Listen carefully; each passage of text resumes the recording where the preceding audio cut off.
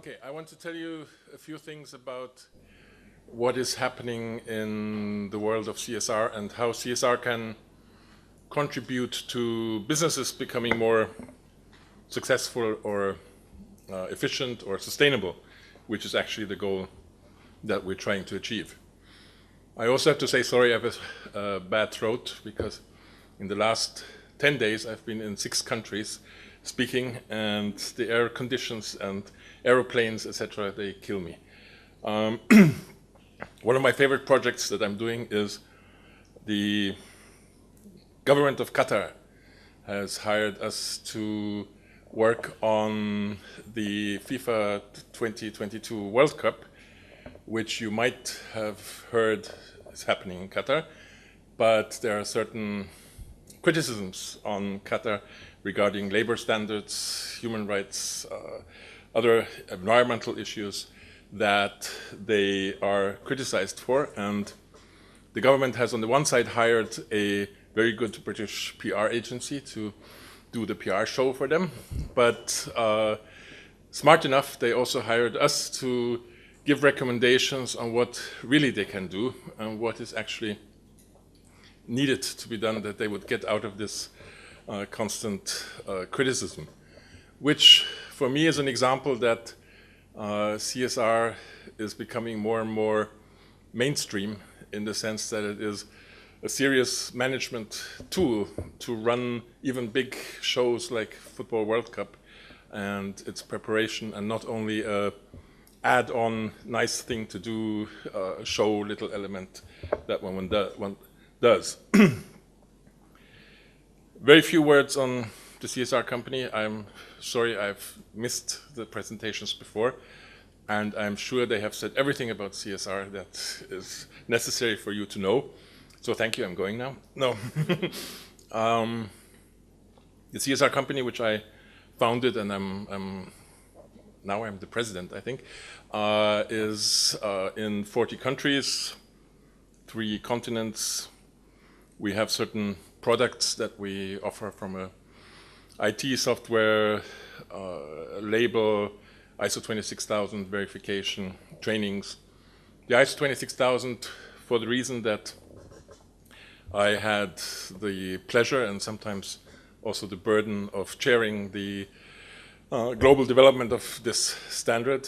So part of my gray hair come from trying to herd a bunch of cats, 450 experts, 100 countries participating, amongst others also Serbia, and we did find a compromise at the end, and since November 2010 this standard is out. I will tell you a few things about that, of course. Some of our clients, currently one of our biggest is Marks & Spencer, a British retailer. We do their supply chain in India, Bangladesh, and Sri Lanka, which is quite interesting because it's a business model of CSR, and I will highlight that example specifically just to show you that it's about making money. So CSR is not a cost, it's not a thing that you spend money on, it's an investment. It's an investment in the sustainability and success of your business. I will highlight that example a little bit more. So one of the reasons why CSR has become so critical and so needed is that the people, mankind, have more and more demands on Earth's resources. We overuse our resources already. There's an overuse day every year, somewhere in August, where we start to use the resources of future generations rather than the ones that we are supposed to be using. And that has many reasons. One big reason for that is that countries like China, India, with huge populations, are managing these better, and a large number of people are rising to middle class and can afford things. They can afford buying a mobile phone. They can afford buying a car, can afford buying an apartment. So, and they have every right to do so. But this means use of resources, and you have to provide these resources. But the Earth is a ball that is flying through space, where the only resource that comes from outside is sun energy. Anything else is on this planet, and once we've used it, it's gone. I mentioned Qatar. Qatar still has, Qatar is mainly gas. They sit on a gas thing, which would last another 150 years. But other countries in the region, like Bahrain, they're running out of oil. So in 15 years, Bahrain won't have any oil to sell anymore. Dubai, everybody knows Dubai.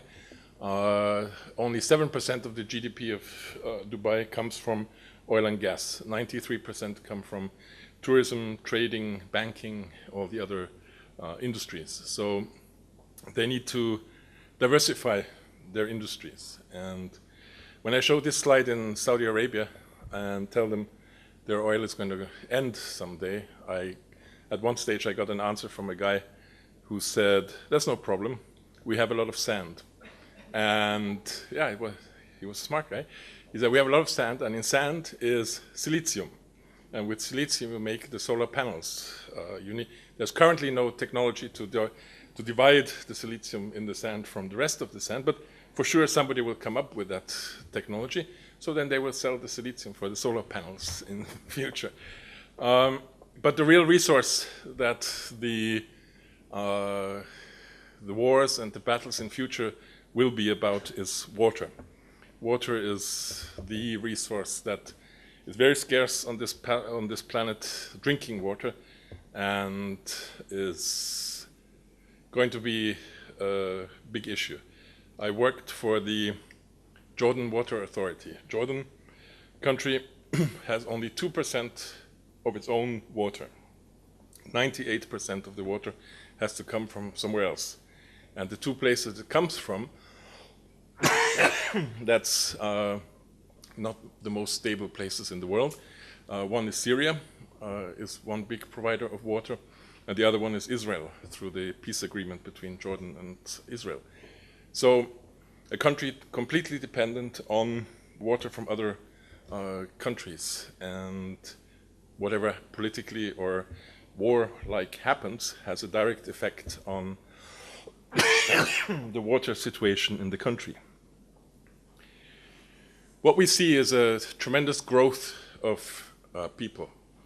Mankind has been quite stable over a long, long period of time due to lack of technology to feed more people, to store food, etc., etc.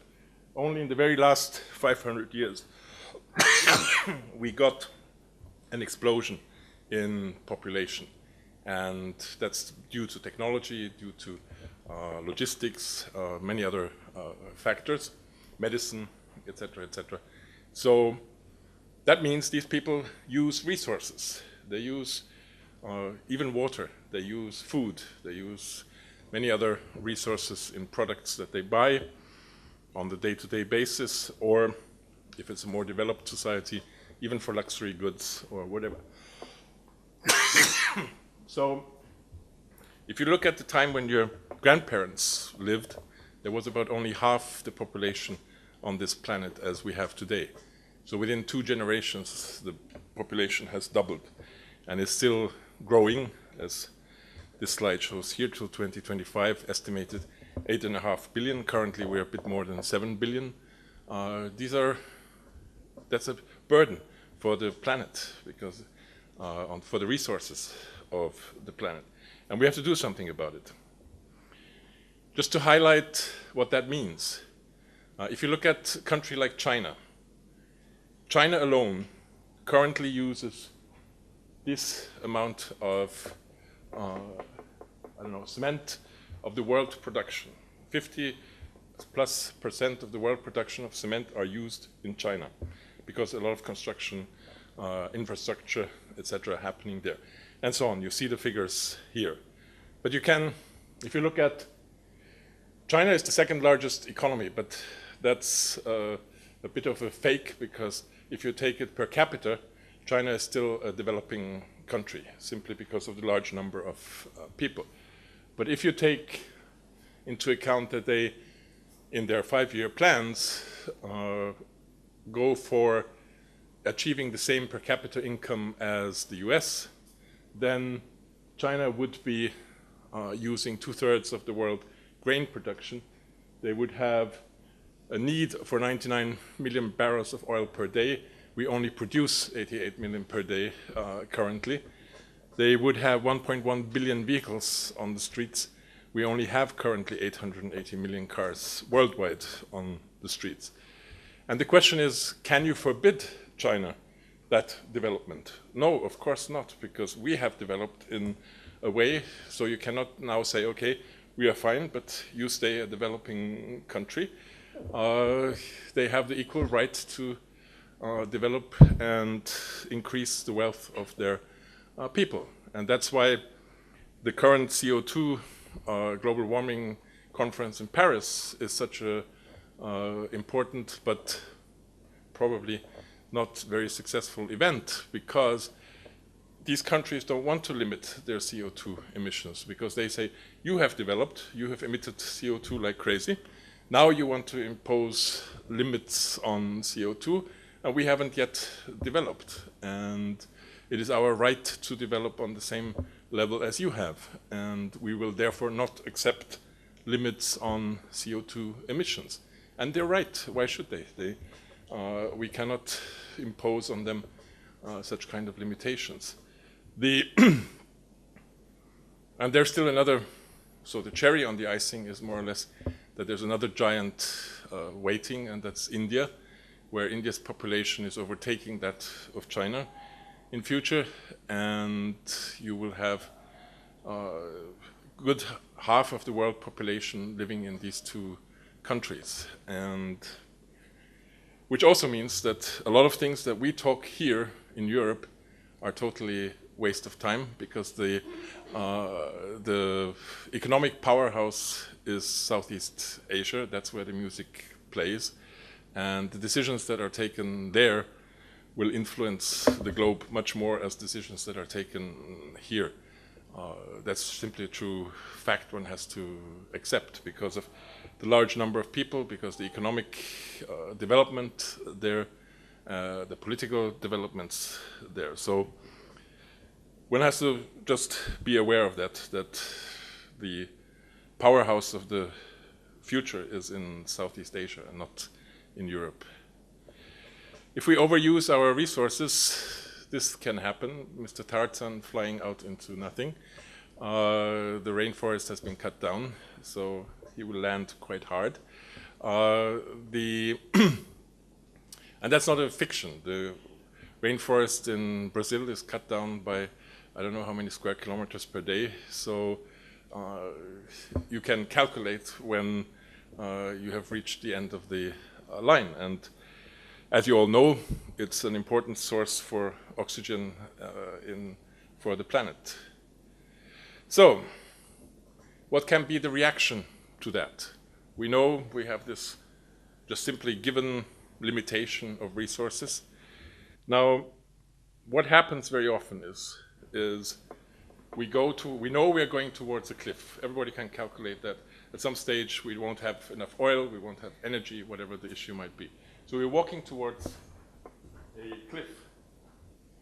We do it consciously. So we have, some people believe technology will solve the issue. So the question is that true? Technology, let's take the example of light bulbs. The classical light bulb has, I don't know, 60 watt that you would put in the ceiling. Then came the energy-saving lamps. So you have 20 watt for that lamp. So okay, we saved 2/3 of the energy per lamp. Now it's LED lamps. You have 5 watt. I can tell you that exactly those people who are growing from poverty into middle class are using up all that energy that we have saved through going from 60 watt to 5 watt, because the global consumption of energy, especially electricity, is continuously growing by approximately 10% per year, because more and more people have the ability and can afford to buy electricity. So what we're doing here is we are walking towards the cliff, but we're walking a bit slower. because we're using less energy with our light bulbs and other technologies, the cars that use less petrol and whatever the technologies, but we're not changing the direction in which we're going. We're still walking towards the cliff.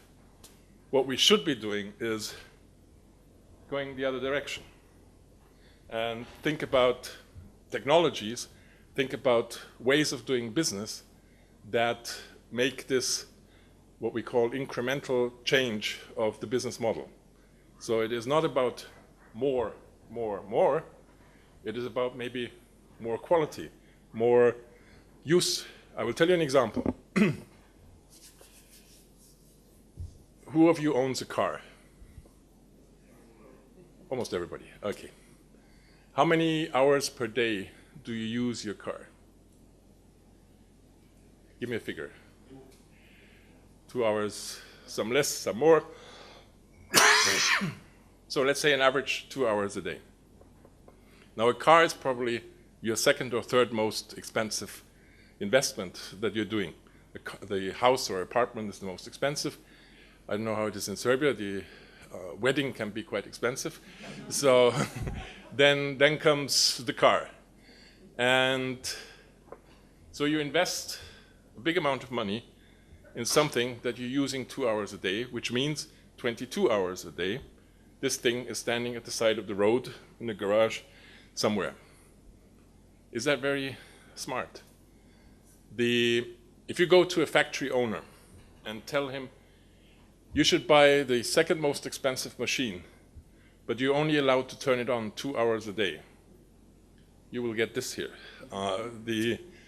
It's not very smart and not very efficient. So are we using our resources appropriate?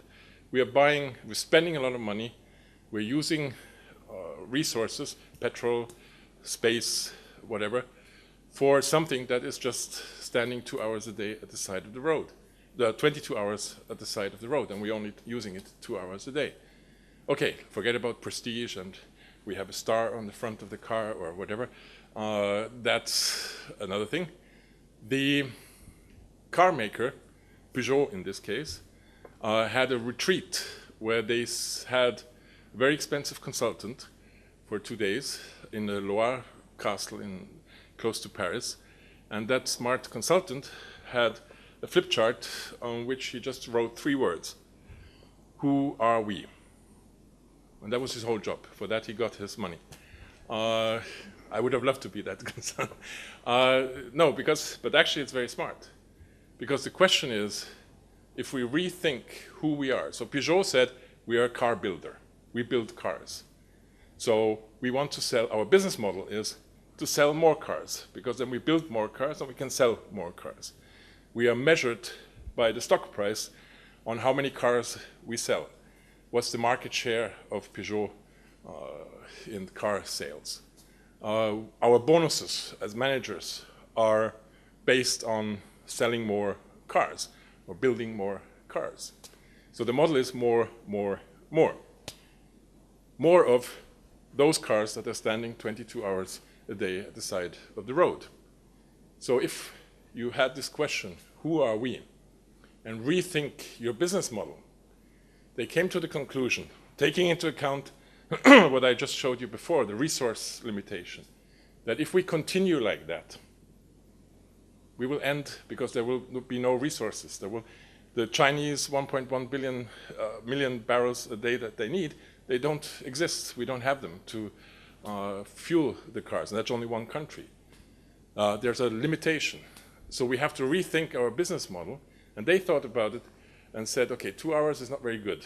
How can we increase the use of car? Sounds not very environmental friendly, but I will tell you it comes out environmentally friendly. And by that, don't have to build more and more. So the solution was what you see in many European cities now, car-to-go, car share, or whatever the thing is called. It was invented in Paris by Peugeot, which means you don't even buy the car, so you save the investment of buying a car. You use the car for what it is made for, to transport you from A to B. So, and the next person, there's a mobile app where you see where the car stands, and there's a code, you can open the car and you drive from A to B. The next person sees where the car is, drives from B to C, the next one from C to D, etc., etc. The car is on the road 16 hours a day, used. You don't buy the car, you just pay for the use of the car. So we have changed from a car producer to a mobility provider, because cars are about mobility. And a mobility provider earns money not only by making the car, but also by the use of the car. So Peugeot earns money with every kilometer that you drive. They get a revenue from that. So they have increased their revenue by changing their business model from being a car maker to a mobility provider. And that is this incremental change that I'm talking about. Because we are always thinking, if we have a factory, we have to sell more. We have to build more, we have to get more. So we're always walking in that direction. We might improve the technology, use less resources or whatever, but we're still moving in that direction. We need to get our focus around how can we change the business model to get towards a more sustainable approach for all of that. So, and that's where CSR comes in. There are some possible answers here. What we see today very often is the answer is the business of business is business. So leave me alone with CSR. We have to make money. We have to sell more cars. We have to build more of this. So the business of business is business and nothing else. This is not my invention. This is Milton Friedman. Milton Friedman, 1984, got the Nobel Prize for Economy. I'm putting it in short for saying something like this. In reality, it's a whole theory behind it. The theory is the shareholder value, the shareholder value theory. The shareholder value says there's only one stakeholder, and that's the shareholder who has a right to get as much as possible for his money. Return on investment, ROI, as all the economists will say. So, is that true? Is that a good idea? If we look at the systems I've just described, even as an investor,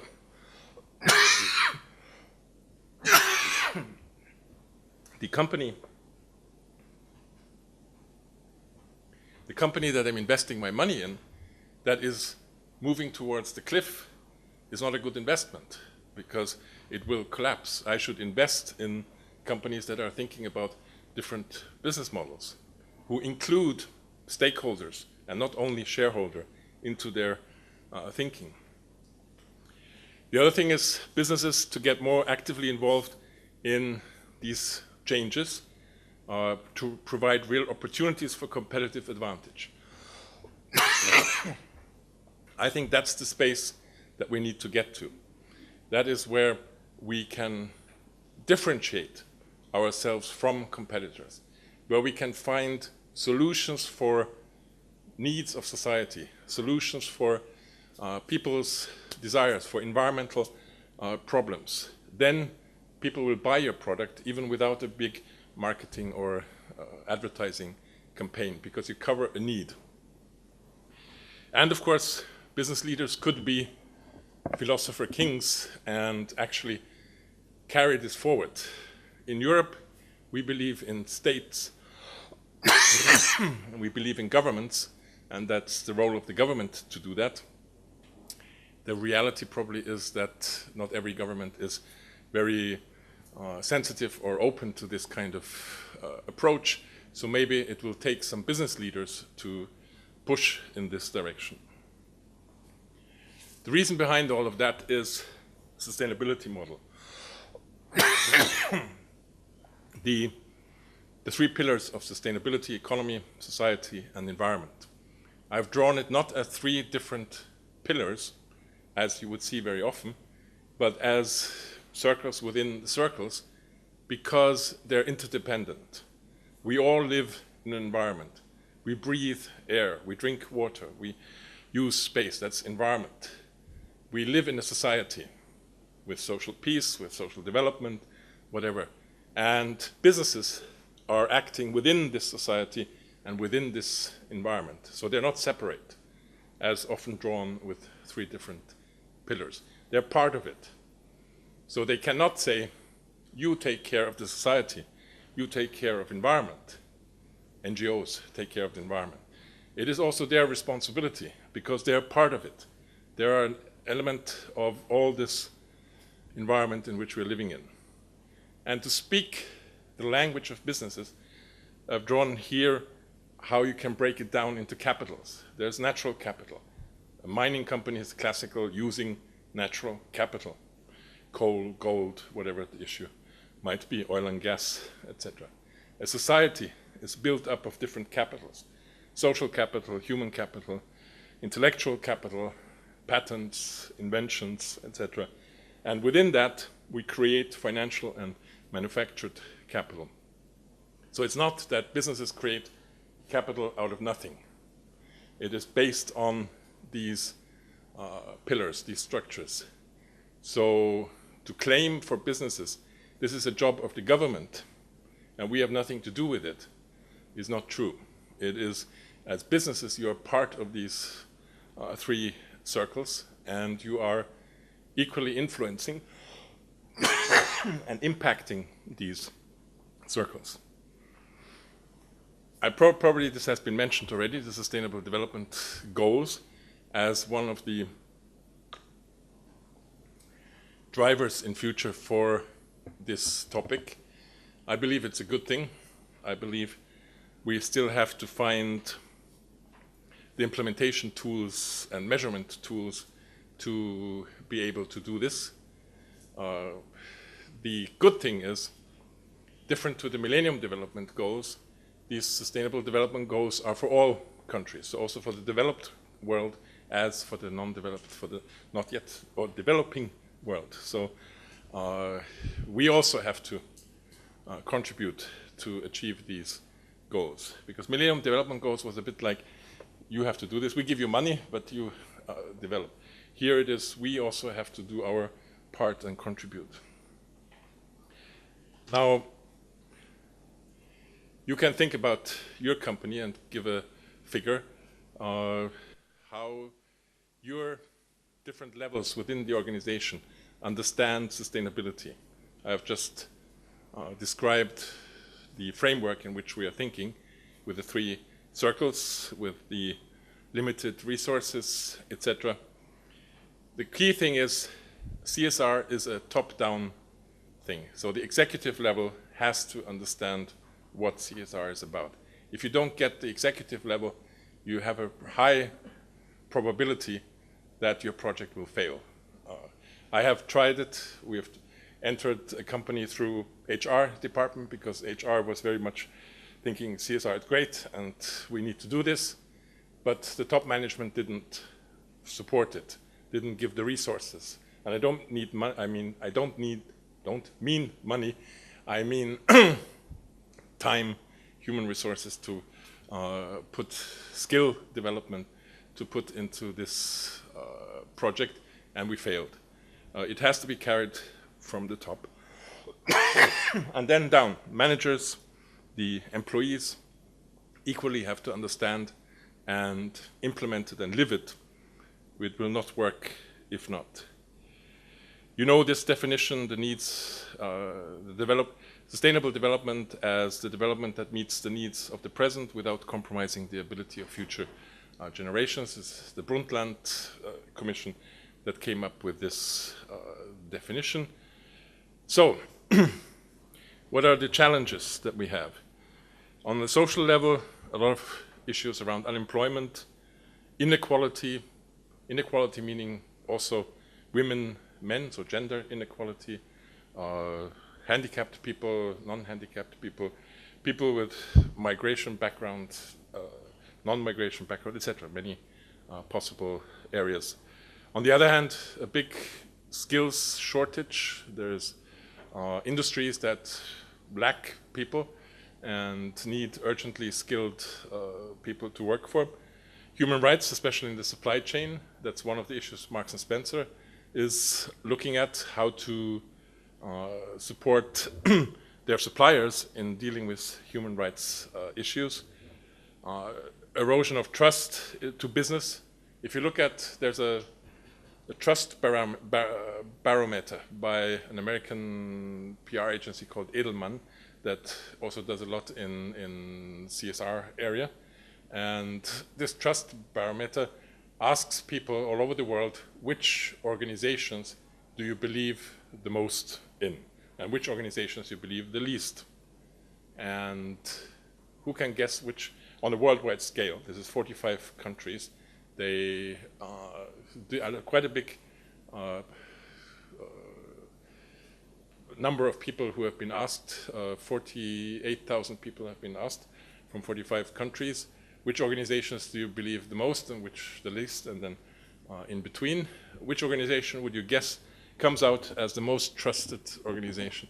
I would not sign up for that for my home country, Austria, but in many other places it seems to be. But churches come out somewhere in the middle. Hospital is quite good, but not on the top spot. Any other suggestions? Police is further down. NGOs is already very close. That's second place, very high up. Many big international NGOs are recognized very high. Very good, because you know it already. Armies come out number one. So if you go to the US, I'm 100% sure that's the right answer, because US Army, and then there's long nothing, and then maybe something else. Who comes out at the bottom? Government comes out not that bad, because government is the one who does something. So the people have the feeling, at least, you know, you deal with a ministry or with something, so there's some kind of, but you're in the right sphere. For Parliament, and that's very sad, because I worked for 10 years in Austrian Parliament and the European Parliament, and that's the source of democracy, and it is the least trusted organization, which is a disaster. But we had the number two, the NGOs on the top. The number two from the bottom are big international companies, so businesses. We don't trust big businesses because they use legal loopholes, tax loopholes. Just think of Starbucks or Amazon or whatever, not paying taxes in Europe because it's high tax areas, etc., etc. So we do have an erosion of trust towards businesses, which is an issue. I mentioned the environmental governance is another thing.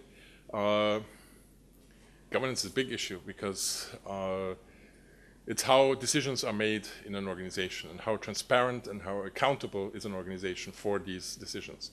I will give you an example, and I will immediately make a disclaimer because this example is a customer of ours, and it just shows that the customer doesn't listen. So I'm not a good consultant, to put the point. It's a chemical company producing polyethylene, so plastic, nothing else than that. And they have a facility very close to the Danube, close to Vienna. And so if you come in from the airport, you see it anyhow. So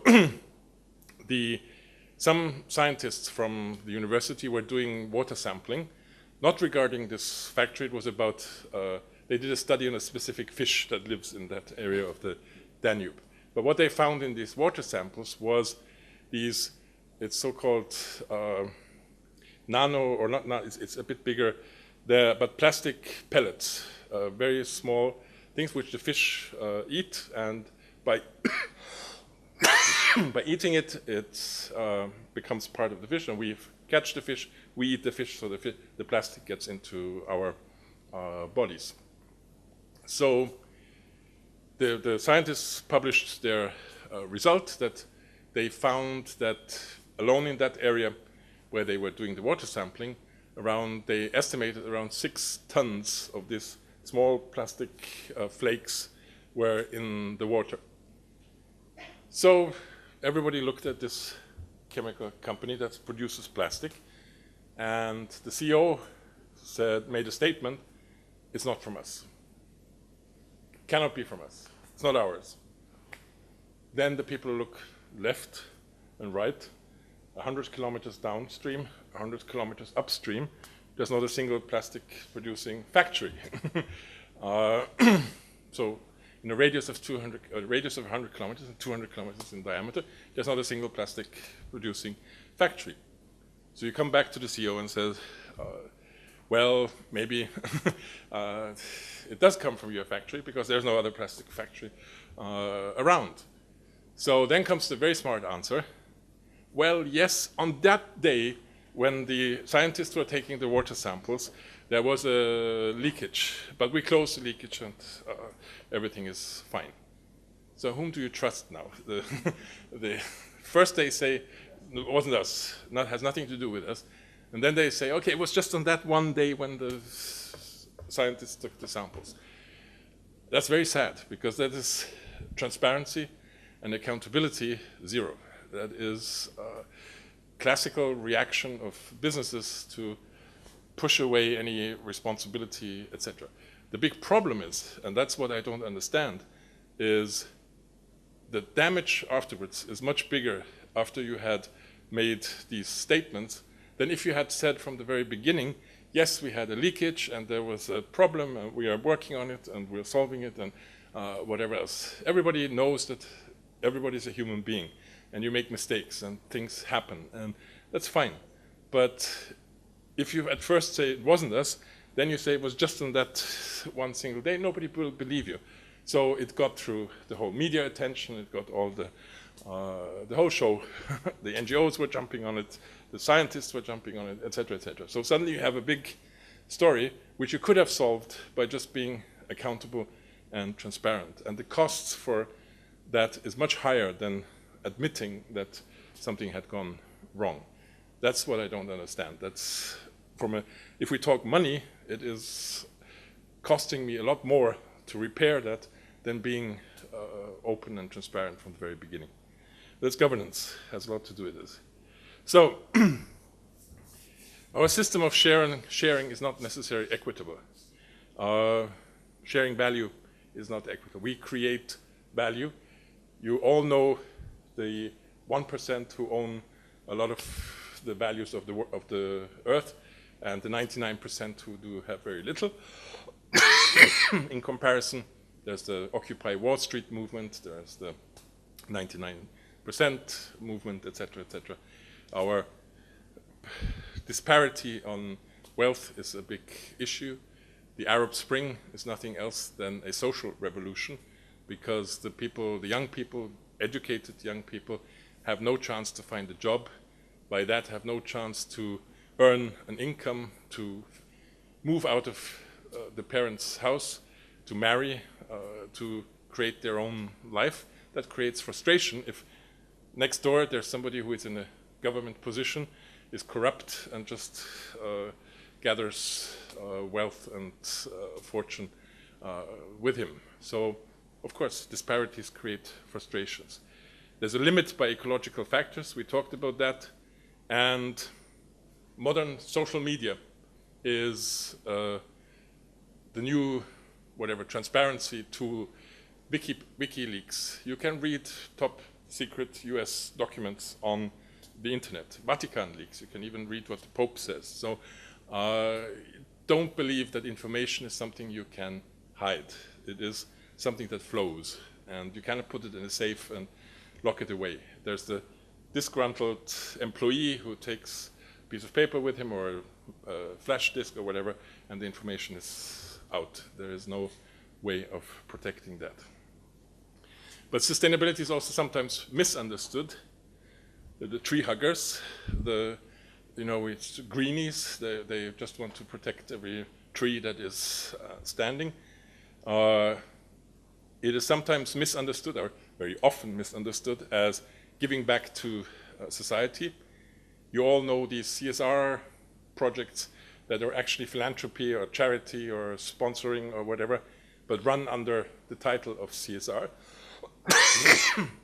Very disturbing, because they don't tell us anything about how did the company earn the money to put on that check that they support some good cause.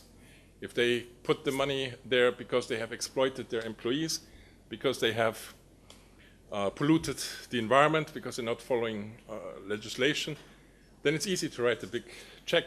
Probably also you get a better conscience because, yeah, we did something good.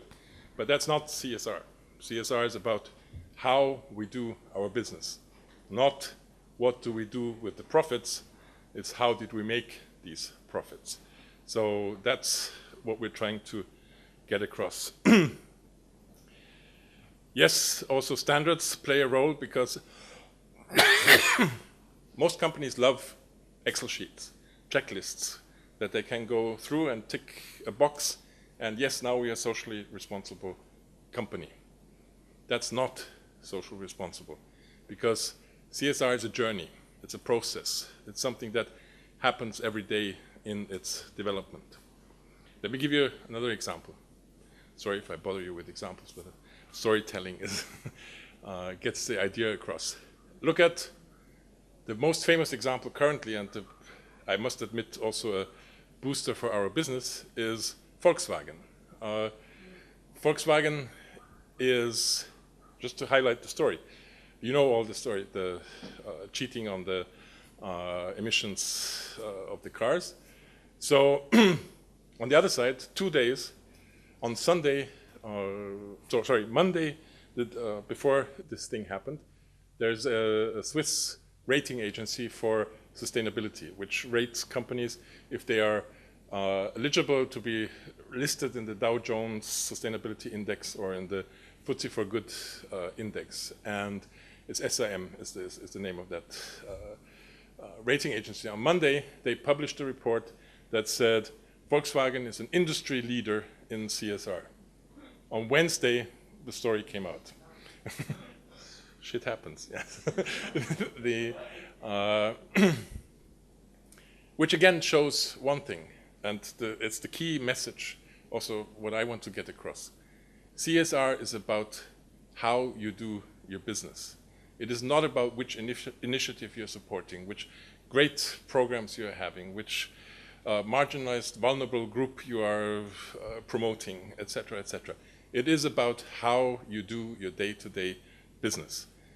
If Volkswagen had included those values, those policies into their day-to-day operations, it would never have gotten the idea to create a software to cheat. Or maybe it had gotten the idea, but somebody would be there who would say, that is not according to our business goals, our business values, our business mission, etc. So we will not do it. It would have saved them, as you might read, there are different figures around, I don't know, 50, 60 billion euros that this scandal will cost them.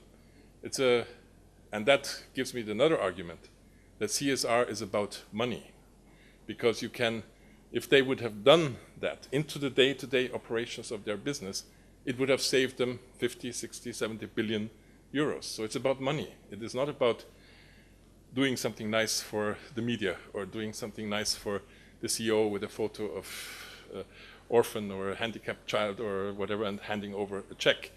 That doesn't say anything about how this company does its business. We need to get to understand that CSR is part of the business strategy. It is not something separate. It is not something, we create this CSR strategy and we have a business strategy. So there's somebody in charge for the CSR strategy. They should do these nice things, but we talk about the hard facts, money, in the business strategy. That's not the way to do it. The way is to put the CSR strategy into the business strategy. It supports the business strategy. It even interrogates the business strategy. Is that the right thing that we're doing? Remember the Peugeot example. So are we only continuing in the same direction without changing our business model? Or can we actually create a new business model based on this approach? I will jump this because I want to get to this. So, if I'm a business, normally you would have the business as usual. And at some stage your company will go down. Now you might say, I'm inventing something. I will give you an example or two. Who knows the name Kodak? All of you know the name Kodak. Kodak filed last year in April for bankruptcy. A few years ago, when I was young, Kodak was photography. Everybody used the Kodak camera, Kodak film, Kodak paper printed on. You took your 36 pictures and then you rewinded your film and took it to a store, and for 2 days it was there. Then you got your pictures back and 10 were wobbling and whatever. But that was photography. And Kodak was the synonym for that photography. They missed out on the train of digital photography. They missed out on what the expectations of the stakeholders were towards photography. I want to look at the picture immediately. I want to delete the pictures that are wobbling. I want to send around the pictures via internet to my friends on the smartphone, etc., etc. So Kodak products are totally obsolete because it takes you 2 days until you get your pictures back. Then you have it in paper. You cannot send it to your friends, etc., etc. So not very smart, not listening to your stakeholders. The problem simply was they believed we know what is photography, we own photography, and we know what the customer wants. That's what many big companies that are successful in their business run into as a mistake. We know what the customer wants. You never know what the customer wants. You have to listen to the customer if you want to know what he wants. So I always tell managers, you have one mouth, but you have 2 ears. You should listen much more than blah, blah. A lot of managers love to talk. We know, we have the technology, we have invented this, we have developed this is our business. But do they listen to what the stakeholders actually want and expect from them? And then they can react accordingly. So, business as usual might not be the most sustainable way of doing business. Sorry, I promised you a second name. Nokia. Nokia is another example. They owned mobile phone. Every one of you had a Nokia mobile phone at some stage. Do you still have one? Maybe in the drawer somewhere too. But you're not using it because they don't have smartphones and they missed that train. So don't believe that if you have a successful business today, you will have it in 5 years down the road. I will give you an example. Another one. I work for a company called Andritz. Andritz is a huge producer of hydroelectric power plants and paper machines for paper factories. Makes a huge profit. It's a company situated in Graz. They have last year a net profit of 700 million euros or something like that after taxes. So really boutique, super successful company. I met the CEO and he was sitting there and said, why do I need CSR? We have 730 million net profit. We have very successful business. Why do I need CSR? So it was a room like this, and I told him, you see the door over there? Your business is set to get through that door in 5 years. Everything is made, you have done everything, you're very successful. All the structures, procedures, everything is set to hit that door in 5 years. The problem is that door won't be there in 5 years. The door has moved because society has changed. The expectations of stakeholders have changed.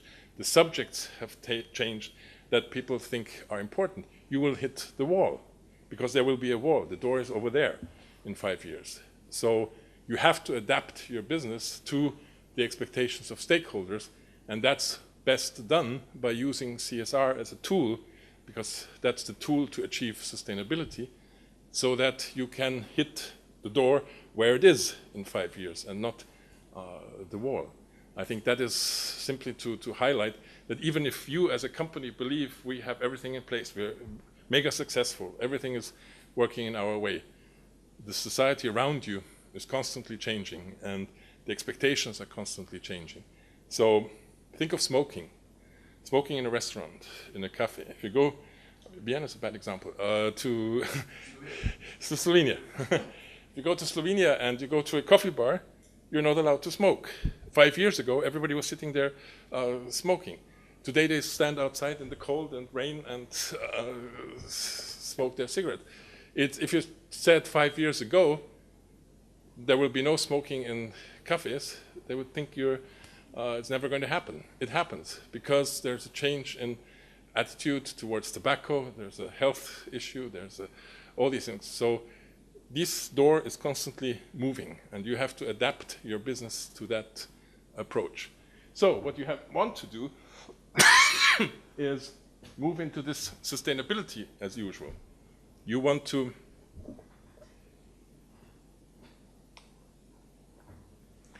do your business in a sustainable manner, which includes the stakeholders, which includes the limitations of resources that we have, that includes a business model that is still profitable. I'm not a preacher of a guy that we don't need profitability or something. The three pillars are equal. They're not one more important than the other.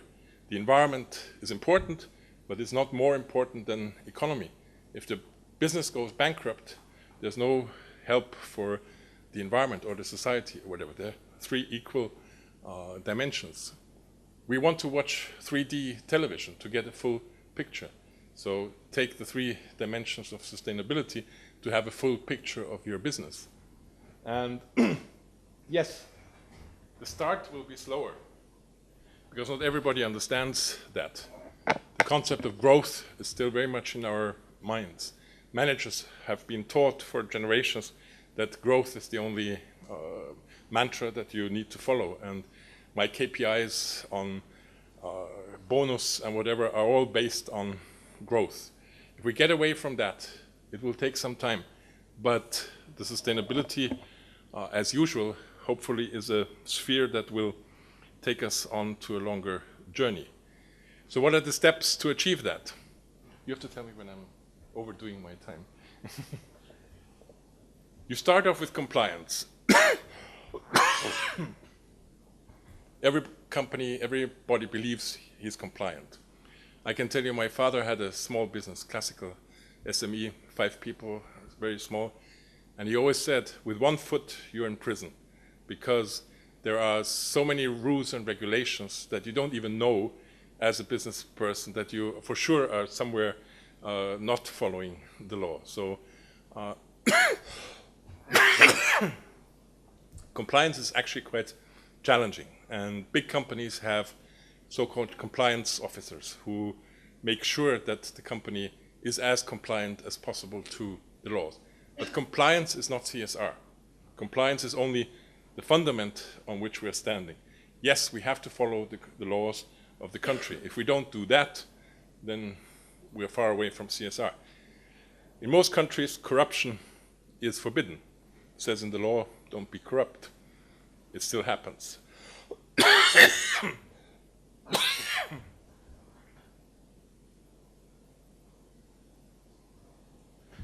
So compliance has a lot to do with getting that out of your way. The next step is then managing risks. Every business has risks. Small business, smaller risks, big business, bigger risks. Coming from its business, coming from its society, the customers, from neighbors, from the media, from politics, whatever. Also from the environment. I don't get my resources anymore, not at the price that I used to get them, etc., etc. So managing risks is the next step. Most companies will say we do that. We're compliant and we manage our risks. Agreed. Fine. Reducing costs, the next favorite step of managers. They all love Excel sheets. Going through an Excel sheet and looking for something where they can cut a cost. Now, cost cutting is a great exercise if you calculate or if you think about the consequences of what you're cutting. I will tell you an example. You all know the oil spill in the Gulf of Mexico 2-3 years ago, BP. What happened was when you drill under the ground in the sea, there's a pipe that goes in and there's a valve that regulates the flow of the oil that comes up. And there's a security valve that if the first valve breaks, takes over that function, and regulates the flow of oil. Now the BP managers, in their favorite occupation, cost cutting, went through the Excel sheet and saw this security valve. It costs $180,000. So they asked the technicians, is there any recorded case where the valve has ever broken? So the technicians went off and researched and came back and said, there's no recorded case where this valve has ever broken. So the managers said, great, we found something we can do cost cutting. We will not have the security valve. We save $180,000, which increases the profit of our company. It increases our bonus because our profit is bigger, et cetera, et cetera. So, as I mentioned earlier already, shit happens. The valve broke, and there was no security valve to take over the function, and the oil spilled into the Gulf of Mexico. If you followed the news, the US government fined BP for $7.3 billion on damages, environmental damages, the fishers who could not go out to fish, the tourism, that the beaches were full of oil, environmental damage, cleanup, et cetera, et cetera. 7.3 billion. Now, if you deduct the 180,000 that you saved, you're still 7.1 in loss. That's reducing costs is not always a very smart thing if you don't think through the consequences and if you don't manage the risks that come with that cost cutting. Because now you have a 7.1 billion minus on your balance sheet, which also means that the CEO of BP had to go, that the share price of BP went down, and some rich people from Saudi Arabia bought up 30% of BP because the share price was low. That's how it goes. And that was a simple decision of cutting one line in an Excel sheet with cutting costs. So if you are sustainable, if you have a sustainable business model, if you are, your perspective is to the future, you do have easier access to capital. It's very simple. We're just in the process as CSR company trying to attract investor to get some substantial money into the company to pay for our expansion. We don't have great figures in the past. I mean, not millions and millions that we can show to an investor and say, this is how much we make. But our business model is the one that is directed to the future. Our selling point is we are set up to go for the future. Figures within a company report are always retrospective. Last year we had that and that profit. Last year we made that and that turnover, etc. It doesn't actually tell us anything on what's going to happen in the future. We can predict that because last year was good, maybe next year will also be good, but changing circumstances, door moving, could mean that last year was our last good year and the next years will be troublesome. So for an investor, it is much more interesting to see into the future than what has happened in the past. So access to capital. Enhancing reputation, I guess we all want that because a customer who rebuys a product is a much cheaper customer than somebody whom we have to market and advertise to get to buy our product. Then we're getting into driving innovation. I mentioned Peugeot, I mentioned other things where innovation is the key. And innovation is not as easy. I was just a few days in Dubai, and there was a CSR and innovation conference. I was one of the speakers, and the speaker after me was a university professor for innovation from the University of Qatar, I think. And he gave a very nice example that I'm repeating. 300 years, we used suitcases, and we would carry these suitcases. Only 50 years ago, somebody got the idea to put 2 wheels on these suitcases so that we can pull them. Then it took another 30 years to put 4 wheels on these suitcases so we can carry them like this. So for 250 years we were carrying suitcases, then some smart guy came with the wheels, and then with 4 wheels. So you see how long it takes to get something very simple. Today we would say, why didn't anybody come up with that idea earlier? So innovation is something that has to grow and develop, and it takes time to create. Creation here is, CSR is a tool to create this kind of innovation. And then catalyze change. This is the direction that we're walking towards here, or we're walking in this direction. That's where we need to get to. So it's about positioning, and it's about the materiality, what we're doing, how we do our business. That creates the social responsible roadmap to which we want to actually get from business as usual to sustainability as usual, as a business model. So that happens. This is kite surfing. I don't do it because there's not a strong enough wind that would lift me up from the ground. I'm falling off the board, don't worry. But companies that are simply following basic legal compliance have a great risk of falling off because changing environment, changing expectations, and you're gone. You can reduce costs, reduce risks. Many companies do that. You stay afloat. You're doing somehow, surviving somehow, keeping yourself afloat. The idea is actually to become riding the wave. Differentiate yourself from your competitors.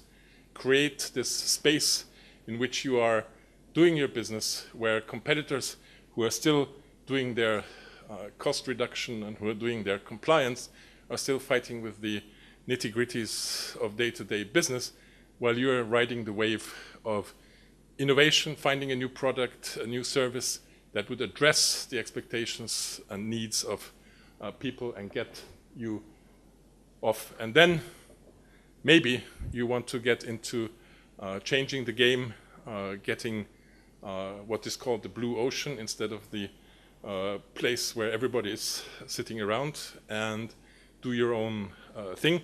It's not necessarily the goal for every company. I don't think that that is good for every company. There will be some that will go there, but your goal should be to differentiate, to be riding on that wave rather than struggling with compliance and with cost cutting and things like that.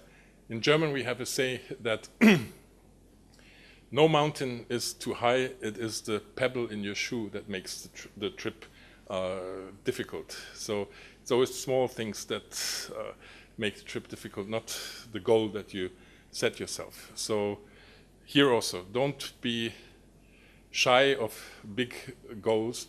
That is where you have to head to as a business, and then you have a chance of economic survival. It's more or less the same thing, some of the steps that you need to take from compliance to business model innovation, but some of the steps are then process redesign, product innovation, and collaborative value creation. That means collaborative value creation simply means I talk with my stakeholders. I listen to my stakeholders. I use the word dialogue instead of monologue. A lot of companies report. They even do a CSR report.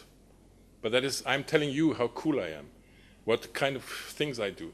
It's not that I'm listening to what you actually expect and want from me. So rather get into what is called stakeholder engagement, getting into a dialogue with the stakeholders. That's the collaborative value creation, because then I can listen and find out what are their expectations, and maybe I can find a business solution for that expectation. That's the idea creation. And then you get into product innovation, etc., etc. We talked about that. In the end, don't worry, I'm getting to the end, there's change. You will not get around changes. So if you do business as usual, stay afloat, at some stage you should, and that's probably what most of you are doing, you should get towards moving towards surfing the waves, and this means change.